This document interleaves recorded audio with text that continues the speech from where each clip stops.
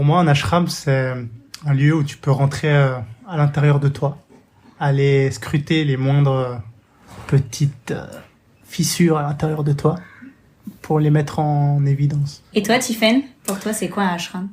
Alors pour moi, je pense que c'est un lieu de vie où on vit en communauté et on est tous là ensemble pour travailler sur nous.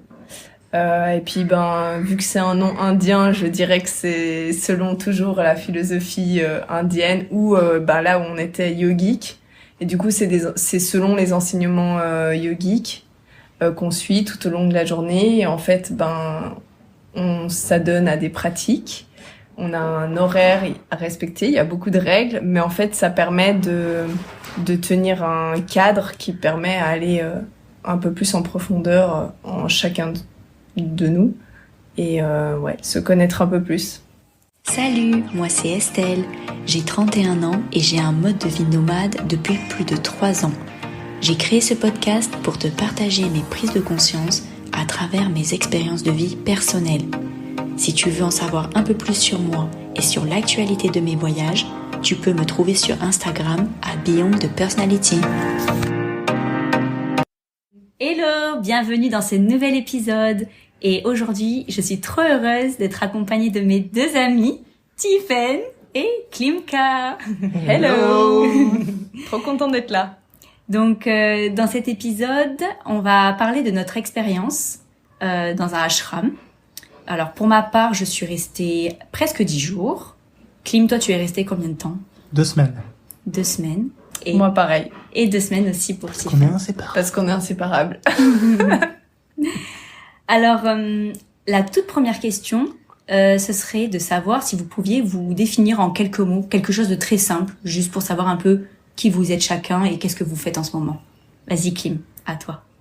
Alors moi, je pense que je me définirais comme un nomade à la recherche de lui-même, de la vie, à la découverte de la vie.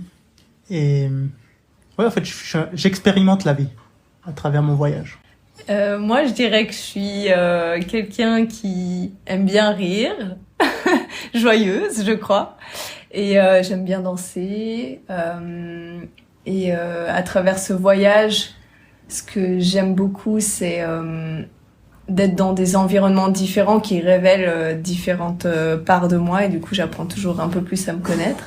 Et sinon, j'aime bien le fait que j'arrive enfin à travailler en ligne et à voyager en même temps. Ça, c'était un goal dans ma vie, donc ça, c'est cool. Voilà. Trop bien. Merci beaucoup. Déjà, j'aimerais savoir qu'est-ce qui vous a donné l'envie d'aller dans un ashram? À quel moment vous y avez pensé et qu'est-ce qui a un peu initié cet élan? Est-ce que vous vous souvenez déjà? Moi, je dirais que c'est pas la première fois que j'ai envie d'aller dans un ashram. Je sens que depuis plusieurs années, même, je sais que j'ai envie d'expérimenter cette voie-là. Après, est-ce que je le voyais comme dans un ashram? Je sais pas. Mais un endroit qui est propice à l'intériorisation. Et oui, un endroit propice à l'intériorisation, je pense. Alors après, on est en Inde, ça s'est manifesté dans un ashram. Mais je pense qu'il y a d'autres endroits où on peut faire la même chose. Je sais que avant de venir en Inde, en Afrique, on en a discuté avec Tiffaine et on a posé l'intention, on en a parlé, mais comme toujours, on voit si l'opportunité se présente, on force jamais rien. Et le fait que tu nous rejoignes et que tu nous dises que tu voulais aller dans un ashram, c'était notre signe, quoi. Ah ouais. Oui. Donc voilà. Finalement, c'est ça qui a initié dans la matière en fait le projet finalement. C'est ce qui a fait qu'on a vraiment cherché. Et au début, celui d'Ama, parce que tu nous as parlé de ça, on a senti que c'était pas forcément notre vibe. Et après, Titi, elle a cherché un peu mieux, elle a trouvé celui dont on est allé faire l'expérience. Et toi, Tiffaine, tu le rejoins par rapport à ça? Oui, toi, est-ce que à un moment donné, tu t'es dit que tu voulais aller dans un ashram il y a longtemps? Ouais, parce qu'en fait, j'ai commencé à pratiquer le yoga en 2017. Et du coup, en étant dans ce monde-là du yoga, j'avais entendu parler des ashrams, qu'on pouvait aussi aller rejoindre des ashrams pour pratiquer d'une autre manière le yoga. parce que du coup il n'y a pas que le yoga physique, mais il y a aussi, comme on nous a appris, il y a le karma yoga, il y a le bhakti yoga, raja yoga, jnana yoga, il y en a 4. Et du coup, dans un ashram, c'est un peu un melting pot de tout ça, donc c'est très complet, c'est pour aller un peu plus loin dans la pratique du yoga. Et après, en fait, justement, en cherchant celui d'Amma et celui où on a été, qui est du coup le Shivananda Ashram, tu te rends compte qu'il y a différents ashrams avec différentes propositions de programmes, donc c'est pas tous les mêmes. Et du coup, c'était intéressant parce qu'on est arrivé dans un qui était plus focus sur le yoga, tandis que celui de Amma était peut-être plus centré sur les enseignements et autour d'elle. Donc, c'est des énergies différentes. Et puis, ça, c'est un truc que j'avais découvert. Je pensais que c'était un peu tout le temps pareil, un ashram. Et moi, du coup, ça s'est manifesté plutôt à travers mes pratiques. C'est vrai que maintenant, ça fait pas mal de temps que je pratique la méditation et le yoga, et que j'apprends via Internet, via les personnes que je rencontre. Et je m'étais dit, franchement, un jour, j'aimerais trop aller dans un endroit où c'est né finalement, parce que l'Inde, c'est quand même là où c'est l'origine quand même de la méditation, le yoga, ça vient de là. Et je m'étais dit, si un jour j'ai la chance d'aller en Inde pour expérimenter là où c'est né, franchement, j'aimerais trop, mais il y avait rien de concret, quoi. Et c'est vrai que pareil, quand vous avez été en Inde, l'idée est directement venue en moi en me disant, putain, mais si ça serait pas l'opportunité. Donc voilà, trop bien. Et je pense aussi, tous les trois, on aime voyager et vivre des expériences. Donc c'était vraiment quelque chose qui était parfait sur notre route. On est moins dans le voyage tourisme, plus aller vivre des choses. Et du coup, l'ashram, c'était un bon apprentissage. Hein. Ouais, et puis belle expérience du collectif aussi. Ouais. Parce qu'on a parlé des pratiques, du retour vers soi. Mais c'est vrai qu'il y avait pas mal de monde. On dormait en dortoir. Donc sacrée expérience aussi. Ouais. Nous, c'était la première fois depuis le début de notre voyage qu'on dormait séparés. C'est vrai. Ça fait combien de temps que vous voyagez là ? Un peu moins de 2 ans. Ouais, un peu moins de 2 ans. Mais c'est vrai que là, du coup, on était en dortoir, donc Klim chez les hommes, moi chez les femmes, avec Estelle. Et on avait le choix d'aller dans des chambres privées, mais on s'est dit qu'on allait jouer le jeu du dortoir pour l'expérience de l'ashram, parce que ça permet aussi de casser... Nous, notre intention, c'était vraiment de casser nos routines et nos habitudes, donc voilà. Mais c'était un bon choix. Et de pratiquer le yoga, surtout. Ouais, moi aussi, j'avais bien envie d'apprendre, de m'initier au yoga. Mais c'était une bonne expérience de se séparer, parce que ça nous a permis aussi de sociabiliser, de vivre les choses de notre côté. Ouais. Ça nous empêchait pas de nous retrouver après, mais en tout cas, moi, j'ai bien aimé sociabiliser d'une manière différente. Que j'aurais peut-être pas fait, j'aurais été dans la facilité de rester avec toi. Ouais, de retourner dans notre chambre tranquille, ouais. Et du coup, Kim, tu parlais justement là de la pratique du yoga. Est-ce que tu peux nous dire un peu ta journée type au sein du ashram ? Oui. Avec toutes les activités qu'il y avait. Je peux le faire. Avec tous les cours, parce que... Ouais, ce qu'il a fait, lui, sa journée type. Ouais, non, mais parce que l'autre fois, on faisait ça avec Tiffen et j'ai oublié la moitié des cours. Alors, ma journée type. On se levait le matin, il y avait au son d'une cloche à 5h20. Moi, j'étais loin dans le dortoir, donc j'avais du mal à entendre la cloche. En plus, il y avait les ventilateurs qui tournaient et tout ça. Donc, j'avais beaucoup de mal à l'entendre. Il m'est arrivé des fois de me réveiller au dernier moment. Le directeur. Je me suis fait réveiller par le directeur des fois, pour qu'il venait me chercher pour aller au satsang. Pas que toi, non, ou bien... Quelques-uns. Ah. Donc juste pour préciser, le satsang, c'est le chant méditatif du matin, où on faisait donc des chants liés à la culture hindoue. Et ensuite, d'abord en premier, c'était la méditation. Oui. Et ensuite, les chants liés à des mantras, c'est ça ? C'est des mantras. Ouais. C'est des prières, en fait. On prie tous des les intentions. Dieux hindous. Genre Ganesh, Shiva, Vishnu, enfin tout cela.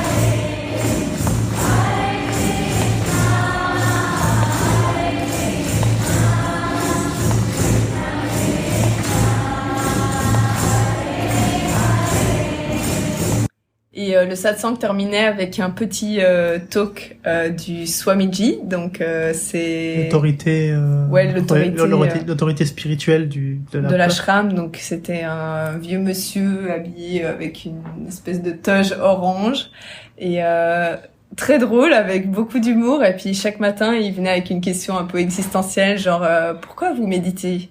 Pourquoi vous priez? Et du coup, après, il venait ajouter quelques enseignements à ça.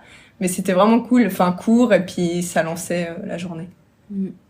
Moi, j'avoue, je loupais pas mal ce moment. C'est vrai qu'elle a pas beaucoup vu Swamiji. Mais ce n'était pas pour dormir, c'était parce que, en fait, le fait de vivre dans le collectif, j'avais vraiment besoin de me retrouver seule. Et ce moment calme du matin où personne n'était dans les chambres de 6h à 8h20 à peu près. Ouais, 8h, il y avait le yoga. Ouais, et à 8h, il y avait le yoga. Ouais. Donc, au moins de 6h à 7h30, personne n'était dans les dortoirs. Donc, moi, ça me permettait de faire mes pratiques, de faire les choses qui me ressourçaient pour pouvoir après avoir assez de ressources et être bien avec le reste de la journée avec le monde, quoi. Donc, ensuite, petit tea time. Voilà. À 7h30. Donc là, tu te rejoins avec tout le monde tchatche un peu, on discute avec les amis. Et puis, le thé, donc, s'il y avait avec sucre ou sans sucre, mais c'était le thé classique indien qui s'appelle le chai. Et puis, voilà, après, tu choisissais ce que tu voulais. Et puis après, t'avais juste 30 minutes pour boire ton thé et te préparer pour aller vite courir au yoga à 8h. Et là, il y avait 2 cours. Cours des advanced? Non. Intermédiaire et beginner. Ouais. Et d'ailleurs, racontez votre petite anecdote du début. Ah oui, premier jour. En fait, déjà, faut savoir que c'est des cycles, dans l'ashram, c'est des cycles de 2 semaines pour le yoga. T'arrives au début du cycle et puis ça monte crescendo en difficulté et en intensité. Et donc, nous, on est arrivé au début du cycle. Et c'est vraiment top si t'es débutant parce que tu pars vraiment au début des bases et puis en fait, petit à petit, ils rajoutent certaines difficultés et puis, ils vont un peu plus intensément dans la pratique. Et donc, ce qui s'est passé, c'est que j'ai suivi Tiffen au cours intermédiaire, alors que je suis totalement on pensait qu'on allait au beginner, en fait. Et du coup, ouais. Je l'ai suivi, puis en fait, ça s'est plutôt bien passé, à part que j'avais des problèmes de souplesse. Je suis pas très souple. Mais d'ailleurs, raconte-nous en même temps ta progression dans le yoga, parce que comme tu dis, au tout début, t'avais pas du tout de souplesse, c'était archi dur pour toi. Et comment ça s'est passé? Comment tu l'as vécu pendant ces 2 semaines? En fait, tu sens au fur et à mesure des semaines que tu progresses quand même, parce qu'en fait, on répète, et en fait, ton corps a une mémoire, et puis tu le refais. J'ai commencé à apprécier au moment où tu commences à sentir de la force en toi, que t'as pris de la force, et que tu commences à connaître les différentes postures. Et au final, en fait, tu sens que là, tu commences à prendre du plaisir parce que t'es plus tu réfléchis plus, tu fais. Et à ce moment-là, j'ai commencé à prendre vraiment du plaisir et à me dire, ah ouais, j'aime bien. C'est trop Mais bien. au début, mon mental, il fonctionnait à 20 000. C'était une lutte avec moi-même pour pouvoir aller le matin au yoga. Mais finalement, tu t'es mis une discipline et t'as réussi Ouais, à exact. tenir et à progresser même. Quand Parce qu'à la j'ai fin, t'étais vraiment bien, t'étais à fond. Ouais, ça m'a fait. En fait, quand j'ai commencé à voir que je progressais et que je me sentais bien dans mon corps, ça m'a boosté. Trop bien. Et toi, Tiffen, qui fait pas mal de yoga depuis plusieurs années et qui en plus a même un diplôme en yoga teacher, comment t'as vécu cette expérience dans le yoga en intermédiaire dans cet ashram? Moi, c'était un tout nouveau yoga que j'apprenais, donc c'est le Shivananda Yoga, donc c'est vraiment ce maître spirituel Shivananda qui a créé cette séquence-là. Et du coup, c'est toujours la même, il a créé cette séquence de postures qui, pour lui, en fait, fait travailler tout le corps. Parce qu'il faut aussi savoir que pourquoi on fait des postures en yoga, c'est pour préparer le corps à pouvoir tenir en posture assise de méditation durant des heures pour ensuite méditer et atteindre l'illumination. C'est ça le vrai but du yoga. Mais du coup, ouais, c'est une séquence que j'avais pas du tout l'habitude de faire parce que je pratique plus du vinyasa, de l'ashtanga. J'ai essayé d'autres choses, du yin, du restauratif, mais j'avais jamais essayé sa séquence. Et ce qui est surprenant, c'est que il y a des shavasana, donc la posture où t'es couché et où t'intègres, où normalement elle est à la fin du cours, elle est primordiale.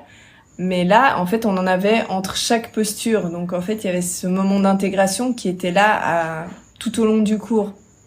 Donc même si on pratiquait 1h30, 2 heures, il y a quand même beaucoup de shavasana, on était couché sur le dos. Mais j'ai trouvé hyper intéressant cette approche-là parce que en fait, ça permet vraiment au corps d'intégrer petit à petit chaque posture au lieu de faire une séquence plus dynamique et de faire ça vite fait un peu à la fin, comme des fois c'est un peu bâclé. Ouais, j'ai bien aimé ça. Ouais, je te rejoins pas mal. Moi, vous vous rappelez le premier jour quand je suis arrivée, je suis sortie du cours et je vous ai dit direct, c'était beaucoup trop long pour moi, 1h30, presque 2 heures, hein, on avait 2 cours. Hein. Ouais. Bon, faut quand même rajouter que les premières 15 minutes, c'était des exercices de respiration, à peu près. Donc, on n'est pas non plus à 2 heures d'exercice intensif, mais quand même. Et le premier jour, ça m'a fait peur. En fait, je me suis dit, je vais jamais tenir. Et au fur et à mesure, comme toi, mon mental travaillait pas mal. Et finalement, à y aller, persévérer, et avec le collectif aussi, le fait d'être entraîné par les autres, petit à petit, je me suis habituée et j'ai pris du plaisir. Vraiment, j'aurais jamais pensé. Avant, je faisais au quotidien environ 10-15 minutes de yoga max. Et j'aurais jamais pensé dans ma vie un jour pouvoir tenir aussi longtemps. Et pourtant, ça m'a fait trop du bien. Ouais. Moi, si je peux me permettre, ce que j'ai vraiment apprécié, c'est que je suis vraiment débutant. Et qu'en fait, c'est un sport qui renforce, qui muscle et en même temps qui assouplit. Et moi qui ai fait beaucoup de foot, en fait, ça faisait que me muscler. Et c'est pour ça que je suis très rigide. Et en fait, du coup, ça t'assouplit, ça te renforce. Et en fait, ce que ça fait, c'est que tout ton schéma corporel, il s'améliore et tu prends vraiment confiance en toi. Enfin, il y a tu te sens bien dans ton corps et en fait, c'est un cercle vertueux. Et ensuite, tout s'ensuit, quoi. Et voilà. J'ai vraiment apprécié ça. Et après ces fameux exercices, on avait donc le petit-déj. Le brunch à 10h du matin. Alors, brunch indien. Qu'est-ce que c'était ce brunch alors? Alors, c'était pas un avocado toast. C'était pas des scrambled eggs. C'était du curry, des chapatis, enfin le pain indien. C'était, je sais pas, des pommes de terre. Il y avait parfois, on nous donnait une banane ou un peu de pastèque au début ou un peu de salade. Voilà, un peu de salade parfois. Mais c'était quand même limité. Tu sentais que c'était pas ce qu'ils avaient préparé de plus, tu vois. Il fallait partager entre tous les gens aussi, donc. Mais bon, nous, on peut avouer quand même que on a quand même skippé ce moment. Assez rapidement. On allait au petit café de l'ashram pour reprendre nos petits fruits à 10h. Enfin, plus du coup vers 11h midi, mais voilà, plus adapté, je trouve, aussi à la pratique. Hein. Ouais, c'est ça. En fait, tu fais des pratiques qui te font du bien au corps et tu finis. Bon, on finissait à 9h30 le yoga, donc on avait 30 minutes et on mangeait déjà un plat. Je croyais qu'on n'avait pas forcément faim après avoir bougé autant notre corps et en plus, pas trop envie de manger ça. Mais du coup, heureusement, il y avait une petite pause. Il y avait le karma yoga aussi qu'on faisait avant. Ouais, donc du coup, le karma yoga, pour ceux qui savent pas, c'est une duty, un devoir qu'on te donne à faire dans l'ashram. Donc c'est soit du nettoyage, toilette, chambre, ou alors ça peut être aussi couper les légumes en fonction de ce qu'on t'attribue. Gérer le jardin. Ouais, voilà, c'est ça. En fait, un peu tout le monde participe. C'est un service que tu rends à l'ashram. C'est ça. À la communauté, ouais. Une corvée, un peu. Ouais, en fait, c'est un peu le mot exact, je pense, corvée. Mais pour eux, tu sais que c'est une source de bonheur. En fait, si tu as pas ça dans ta vie, tu peux pas atteindre vraiment le bonheur si t'as pas ce service aux autres et à l'ensemble, en fait, à la communauté. Mais moi, je vois ce que tu veux dire et ça me parle parce que le fait d'avoir nettoyé, je trouve que ça met dans une certaine ambiance où tout le monde fait un peu la même chose au même moment, ça crée du lien, alors que tu imagines s'il y avait une femme de ménage qui venait tous les jours. Tu respectes moins, hein. Je sais pas, c'est... En fait, c'est prendre soin du lieu dans lequel tu vis. Oui. Et l'énergie de prendre soin, c'est beau quand même. Parce que quand c'est fait tous en même temps, je trouve que ça amène une belle énergie. Ouais, donc du coup, karma yoga, après pause, et on avait donc la lecture à 2h, à 14h.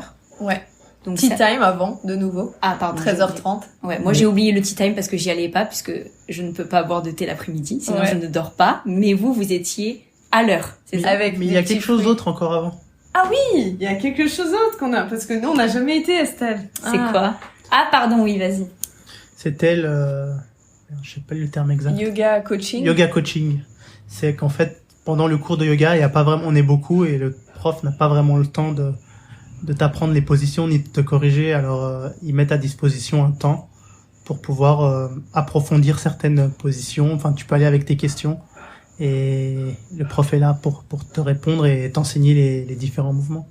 C'est un Et- peu un privé, ouais. Ouais. En privé, ouais. Pour moi qui étais débutant, c'était vraiment agréable. Hein. Et j'ai pu... En fait, ouais, c'était assez intuitif. Comme, moi, je copiais beaucoup, mais je connaissais pas vraiment la réelle, les réelles positions, parce qu'en fait, tu suis les gens, tu fais comme eux, mais au début, tu comprends pas vraiment. Et en fait, aller à ces cours, moi, m'a permis de comprendre ce que je faisais, en fait. Vraiment.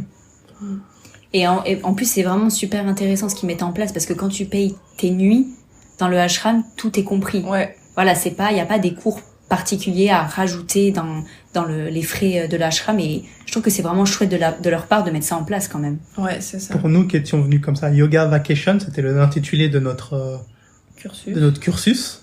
Mais c'est vrai qu'il y avait d'autres cursus dans l'ashram en fait, il y a des troncs communs, si tu veux, il y a des moments communs dans l'ashram, puis chacun part à ses activités. Et en fait, il y a ceux qui faisaient la panchakarma aussi. Panchakarma, La cure ayurvédique. cure ayurvédique, les nettoyages du corps qu'on va faire après. Et ils avaient aussi accès à tout ce qu'on a fait. Donc, Ouais. ça rejoint ce que tu dis. Du coup, petite pause et ensuite 14h, on a enchaîné pour la La leçon. lecture, ouais. Donc, Philosophie du yoga ouais. pendant 1 heure. Ça, c'était super intéressant. Bon, j'ai pas vu beaucoup Klim, mais Moi non plus, je sais pas où il était à Je 14h. suis venu au début, les 2-3 premières fois. Et après, en fait, moi, mon anglais, il est un peu limité. Et donc, ça me demandait beaucoup de concentration. Et à la fin, j'écoutais plus rien. Alors, au final, Les paupières qui battaient, ce non? que j'ai fait, c'est que j'allais méditer dans mon coin et lire dans mon coin. Et ça m'a beaucoup apporté de faire ça, à part ça. bah oui, c'était tes moments comme moi je prenais le matin. Ouais. Mais je faisais pas rien. J'étudiais à ma manière. C'est ça. Ok, Clem. Après yoga à 15h30. C'était le même yoga que le matin, mais plus doux. Ouais. Plus Tout- doux. Tout niveau mélangé. Plus doux pour toi, qui était en intermédiaire. Mais pour nous, si tu prends ça au début, c'était vraiment... C'était la même chose que vous, C'était même un peu au début du cycle, c'était un peu plus intense, puis après c'était plus Ah, ok. correct. Ouais. Ok. Ensuite, donc, on a de nouveau le repas, donc le deuxième repas de la journée à 18h. Ouais. Donc là, c'est, Le dinner. ouais, très similaire au matin, quand même. Mais là, on y allait. Là, on y allait. Donc sauce, pain indien, riz. Ouais. Ça, il changeait un peu. Mais... Des petites crêpes à tremper par-ci par-là, du riz, ouais. Et ensuite, dernière étape, le satsang, Ouais, dernière étape, le satsang. Le 20h. soir. 20h. Méditation et chant. Bah pareil que le matin. Et puis après, ça finissait, ça dépendait un peu, non? Des fois, il y avait un film, des fois, il y avait le director qui parlait d'un truc. Des fois, il y avait le talent show, donc des gens de l'ashram pouvaient aller performer quelque chose devant tout le monde. Et toi, tu y allais tous les soirs? Non, Estelle. C'est vrai que j'aimais bien le soir, je sais pas, d'aller dans mon lit, que c'était calme, je lisais tranquille ou je me regardais un petit truc, mais ouais, moi mes temps de pause c'était pendant le yoga de l'après-midi, j'allais jamais. Là, je prenais de la pause et le soir aussi. Ouais. Et si tu devais faire un petit bilan donc de cette expérience en te disant qu'est-ce que j'ai le plus aimé, il y a des choses que j'aurais aimé que ce soit autrement, qu'est-ce que tu dirais?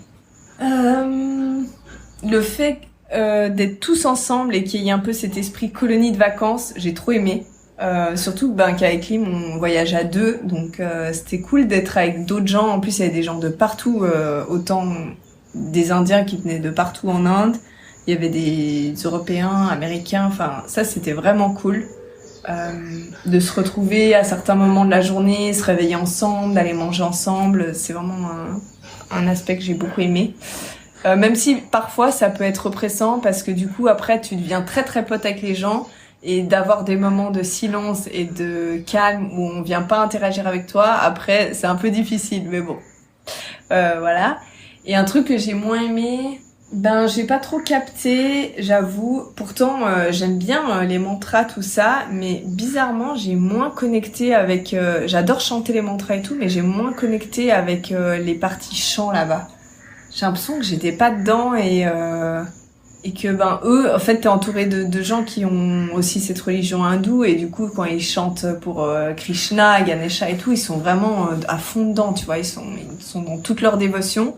Et moi, j'ai l'impression que je ressentais quand même que c'était loin de ma culture et que j'aimais bien chanter ça, mais j'arrivais pas trop à m'y connecter comme eux. Donc ça s'appelle le Bhakti Yoga, c'est la partie où du yoga qui est dévotionnel et puis tu chantes beaucoup, tu pries. Ça, c'était un peu moins, voilà, j'ai moins accroché. Et toi, Klim? Moi, je pense que je changerais rien à l'expérience parce que c'était parfait. On a vécu l'expérience qu'on devait. C'est vrai qu'au début, c'était très dur. Mon mental fonctionnait à 1000 à l'heure avec toutes ces règles. Je comprenais pas. Je me suis dit, mais qu'est-ce qu'on fait là, quoi? On a Trop de règles. Trop de règles. Et en fait, j'ai compris que ces règles étaient là pour structurer le lieu et que sans ça, on partirait dans tous les sens. En fait, au début, ton mental, il fonctionne à 1000 à l'heure et par la suite, tu te laisses porter par l'expérience. Et en fait, c'est limite agréable parce que tu te laisses porter. Ouais. Tu te détends, ouais. Tu te détends dans l'expérience et ouais, tu commences à apprécier à ce moment-là. J'ai beaucoup aimé. En fait, c'est un lieu. Pour moi, après, ce que j'ai compris, c'est que peu importe. En fait, c'est ce qu'on a compris avec Tiffen, on a discuté. C'est qu'est-ce que tu fais de cette expérience? Qu'est-ce que tu fais de ce qu'on te propose sur le moment? Tu peux choisir de tout refouler ou tu peux choisir de vivre l'expérience à fond et puis regarder ce que ça t'apporte. Et en fait, au final, c'est un lieu qui, comme parmi tant d'autres, qui est propice à l'intériorisation et qui permet d'aller chercher des choses, de comprendre des choses profondément en toi. Et je pense que l'objectif était réussi. En même temps aussi, on a beaucoup sociabilisé et ça, moi, ça m'a plu. Parce que c'est pas quelque chose qu'on a... Bizarrement, on voyage beaucoup, mais en fait, comparé à Tiffen qui a voyagé seule, tu pourras confirmer, quand tu voyages seule, t'es plus ouverte à aller parler avec les gens. Et nous, à deux, c'est vrai qu'il est facile des fois de tomber dans ce vice de rester que les deux. Et en fait, là, ça m'a permis de connecter avec des gens. J'ai beaucoup apprécié, en fait. Moi, du coup, je pense que j'étais dans une situation émotionnelle un peu différente de la vôtre. Comme je l'ai raconté dans mon épisode précédent, avec mon faux départ en Inde, c'est vrai qu'à ce moment-là, j'avais vraiment besoin de calme. J'aurais aimé que ce soit beaucoup plus silencieux. Donc moi, c'est vraiment quelque chose qui m'a pas permis de pouvoir me relâcher complètement dans l'expérience. Enfin, pas autant que je l'aurais voulu. Donc ouais, j'attendais quelque chose, un lieu beaucoup plus calme. Et finalement, c'était sociabilisation à donf, quoi. Tout le monde se parlait, ça chantait, ça parlait fort. Voilà, moi, j'avais besoin de beaucoup plus de calme. Et mais bon, comme tu dis, tout est parfait, ça s'est fait de cette manière. Et par contre, ce que j'ai beaucoup aimé, et c'était d'ailleurs mon objectif initial, c'était vraiment d'aller expérimenter le yoga, la pratique du yoga plus en profondeur, plus dans les techniques, parce que seul on me corrige pas. Et là, c'était vraiment chouette que la prof puisse venir me corriger. Et vraiment, je suis trop grateful de cette expérience. Ouais, tu veux dire? Ouais, j'ai une question pour toi. Est-ce que c'était difficile pour toi d'arriver au milieu de cycle? Parce que nous, on avait déjà commencé depuis le début du cycle, donc on commençait à comprendre et maîtriser les positions. Alors, maîtriser, c'est un grand mot, mais est-ce que toi, en arrivant au milieu du cycle, ça t'a fait... Non, pas tellement. Après, c'est peut-être lié à ma pratique du quotidien. Le fait que j'ai déjà l'habitude de faire certaines postures. Après, bon, j'avoue que les postures après la salutation du soleil, ça, c'est des choses avec lesquelles j'étais moins familière. Mais la salutation du soleil, c'était juste prendre le rythme, ouais, de pouvoir suivre comment elle faisait, parce que ça peut un peu changer de ce que je faisais, mais bon, c'était sensiblement pareil quand même. C'était bien dynamique en plus, hein, ouais. À la fin. Mais c'est vrai que moi qui faisais que 4 ou 5 cycles quand j'étais seule, là on s'enchaînait combien? À peu près 10, 15 cycles? Ouais, je pense. Hein. Donc bon, c'était beaucoup plus intense, c'est sûr. Mais bon, moi du coup, là, c'est la première séance que j'étais un peu réticente. Et ensuite, j'ai fait l'effort de jouer le jeu et finalement, j'ai bien vécu le truc. Donc ouais, j'ai bien kiffé. Et qu'est-ce que ça vous a changé dans votre vie aujourd'hui?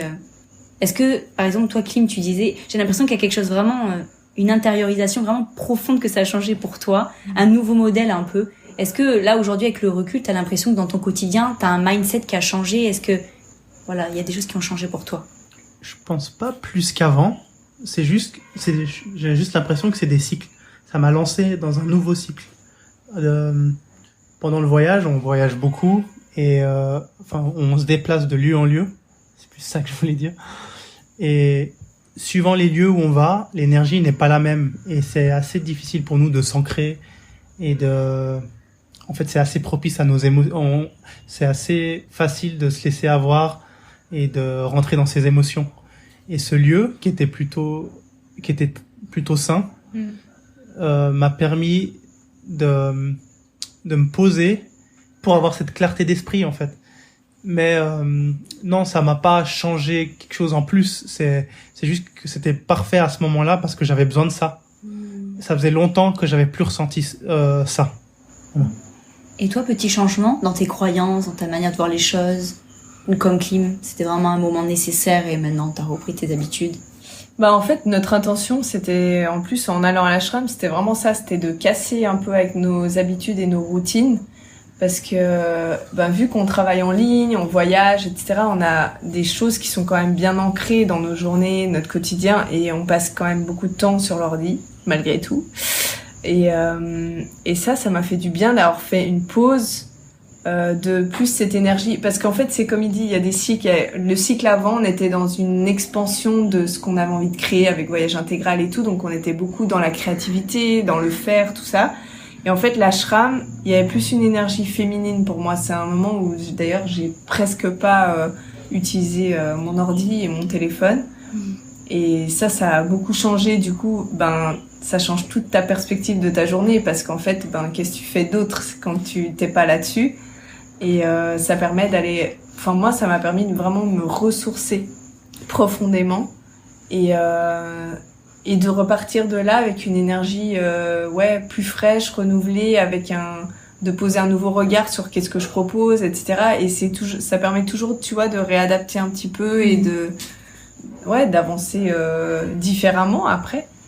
Mais on devrait tous s'autoriser des moments comme ça en fait régulièrement. Ouais, c'est une petite pause dans sa vie, quoi. Ce qu'il n'y a pas à réfléchir aussi là-bas, c'est ça. Malgré tous les règles, elles sont contraignantes parce qu'on arrive et on est des gens qui en plus vont de plus en plus vers la liberté, donc on aime choisir où on veut aller, choisir ce qu'on mange, choisir ce qu'on fait de nos journées, comment on compose nos journées. Et là, t'arrives dans un truc où en fait, tu choisis plus, on te met des règles, mais en fait ces règles-là te libèrent un espace mental de dingue. Et du coup, tu suis le flow et finalement ça te ressource. Voilà. Moi personnellement, ça m'a changé un peu ma perception d'un ashram, de ces lieux cultes, de ces lieux de vie. Peut-être que c'était une idée reçue avant, mais j'avoue qu'il y a un petit décalage entre ce que je m'imaginais de ce que allait être un ashram, la vie en ashram, et ce que ça a été. Moi, je m'imaginais vraiment quelque chose de beaucoup plus...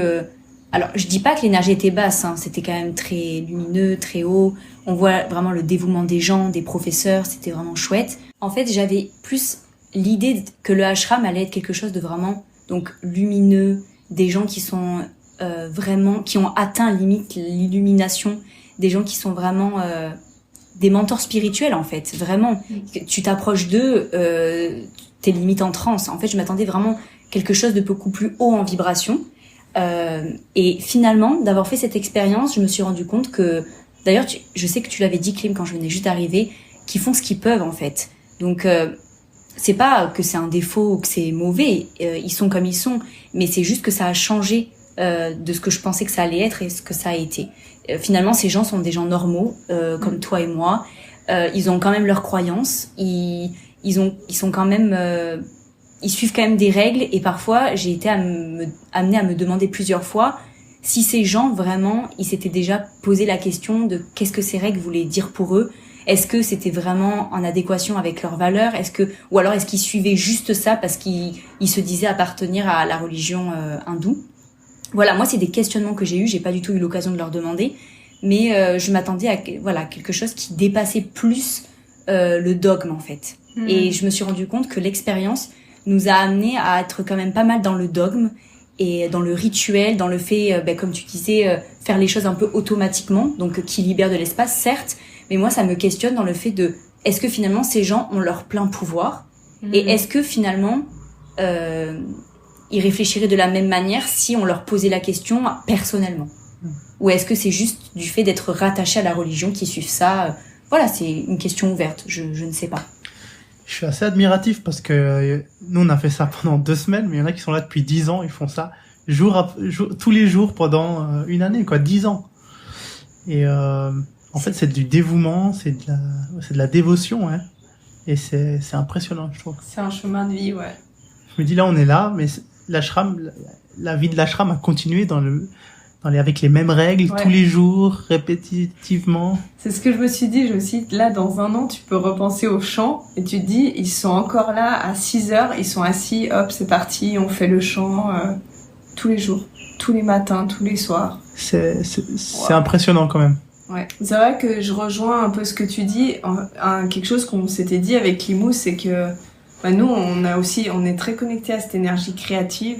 Et là-bas, c'est comme si elle était un peu éteinte, parce qu'en fait, c'est pas l'armée, mais tu vois, vu qu'il y a toutes ces règles en place et que tu suis un peu ce programme jour après jour, le même, je me sentais moins créative quand même que quand j'étais hors de l'ashram. Il laissait pas trop la place à la créativité. Non, c'est ça. Et les gens, d'ailleurs, ne sont pas, comme tu dis, créateurs. En fait, c'est soit tu rentres dans le moule et en fait, tu suis ce chemin-là qui potentiellement t'amènera à l'illumination, c'est ce qu'ils disent. Hein. Mais c'est pas très entrepreneur, créateur.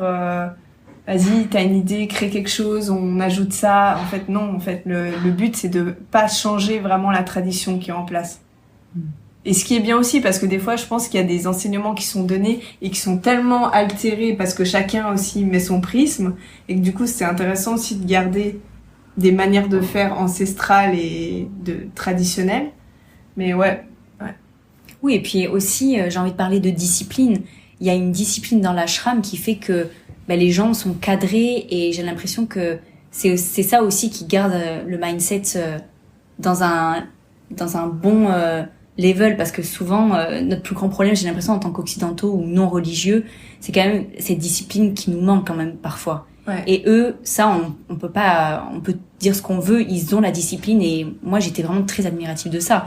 Moi, combien de fois j'ai skippé le satsang du matin, si j'avais pas envie d'aller au gentle yoga de l'après-midi, je me forçais pas, j'y allais pas. Et moi, j'avais la sensation que j'avais pas envie d'y aller, mais finalement, est-ce que c'était une barrière mentale que je me mettais? J'en sais rien. Voilà, donc ça, eux, on peut pas leur reprocher. Si vous vous demandiez qu'est-ce que vous étiez venu avec le recul faire dans cet ashram, quelle était la leçon que vous étiez venu en tirer? Qu'est-ce que ça serait pour vous? Moi, le premier truc qui me vient, c'est ne pas juger. Parce que c'est exactement la même chose. Parce qu'en fait, c'est ce qu'on a fait en arrivant. Déjà, on était trop excités d'arriver. Ensuite, on a eu cette phase de jugement.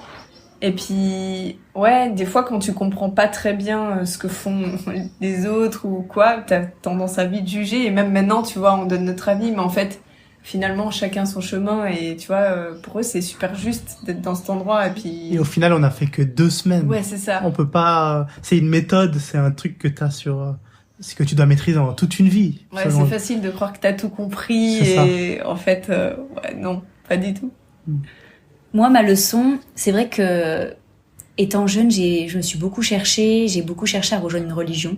Donc, j'en ai étudié, pas les 3, mais c'est vrai que les religions monothéistes, je les ai un peu étudiées pour voir si je pouvais pas les rejoindre. C'est vrai qu'un bon bout de temps dans ma vie, j'ai cherché à vouloir rejoindre, un cadre, quelque chose qui pourrait me permettre de prier, et c'est vrai qu'il y a que récemment, quand j'ai débuté vraiment mon chemin spirituel, donc il y a quelques années là, que j'ai commencé à m'autoriser à faire mes propres prières, à faire les choses que je pensais nécessaires pour moi, pour mon chemin, pour évoluer. Et donc j'ai fait un peu ma soupe en fait. J'ai pris des choses qui m'intéressaient dans la religion musulmane que j'aime énormément, des petits mots que je peux dire parfois qui peuvent être interpellants pour certaines personnes. On m'a déjà dit mais tu es musulmane? Non, c'est juste que j'aime bien dire ce mot. Il veut dire quelque chose pour moi à ce moment-là, et je l'ai intégré dans ma soupe. Je vais prendre quelque chose, par exemple aller méditer dans une église. J'aime beaucoup aller le faire. J'aime beaucoup les énergies des églises. Voilà, j'ai eu l'habitude ces derniers temps de faire plutôt ma soupe au lieu de m'approprier un cadre fixe. Et j'ai l'impression que le ashram, ça a été un petit clin d'œil à ça, de me rappeler que j'ai mon plein pouvoir intérieur et que je suis très consciente de ce que j'ai besoin pour moi, pour mon évolution, et que finalement j'ai pas forcément besoin de rejoindre un cadre pour évoluer spirituellement, que je peux faire ma propre soupe et que c'est ok pour ça. Parce que je voyais bien que je choisissais les moments que je voulais rejoindre au sein de l'ashram dans le quotidien, et je me sentais hyper ok avec ça. Et justement, j'ai pas du tout aimé cette pression là vous devez aller faire ci, vous devez aller faire ça. Moi j'ai aimé choisir et j'étais très heureuse avec ça. C'est vrai que il y a des moments où on cherche le sens à quelque chose, ça peut être sécurisant d'avoir un cadre. Mais ouais, c'est un chemin que tu suis. Bah en fait, c'est juste une autre expérience qu'on a eue dans notre vie, comme d'autres qu'on a ici. Tu peux avoir là, juste en bas de l'immeuble, dans la rue, etc. Et en fait, toutes ces expériences t'enrichissent, tu vois. En fait, ouais, faut juste le voir comme une autre pierre à l'édifice qui t'apprend quelque chose. Et puis, voilà. En tout cas, moi, j'ai trop de gratitude pour cet endroit, pour cette expérience, parce que, en fait, c'était parfait pour moi à ce moment. J'avais besoin de ce cadre à ce moment-là, ça m'a fait du bien. Ouais, merci, quoi. Merci beaucoup d'être venu, d'avoir joué le jeu. Avec grand plaisir, ouais, Estelita. Grand plaisir. Donc je vais mettre en description évidemment le compte de Tiffen, de Klimka, les comptes Instagram et aussi donc de leur compte commun Voyage Intégral où ils postent de très belles choses, des belles photos et plein de petits projets à venir encore. Voilà, donc je vous laisserai checker. Voilà, j'espère que cet épisode t'a plu et que tu as pris autant de plaisir à l'écouter que j'ai pris à l'enregistrer. Je te dis à très bientôt pour de nouveaux épisodes.